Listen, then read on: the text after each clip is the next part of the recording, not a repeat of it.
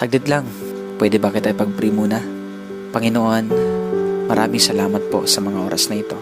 Lord God, hindi po aksidente muli na siya po ay nandito, Panginoon. Bigla niya napanood ang video na to.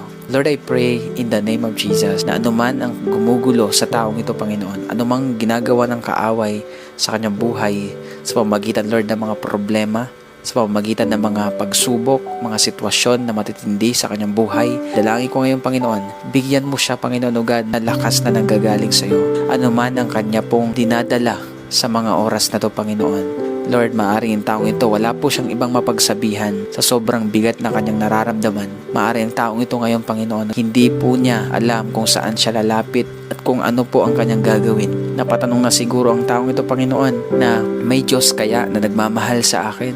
May Diyos kaya na nakakaalam ng sitwasyon ko? Pero Lord, hayaan niyo po, Panginoon, patunayan mo po sa taong ito na ikaw ay nariyan palagi. Anuman paggugulo ng kaaway sa kanya, in the name of Jesus, I rebuke it. Lord, I release peace.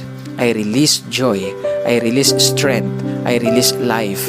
I release restoration in the mighty name of Jesus. Salamat po, Panginoon. In Jesus' name, amen and amen.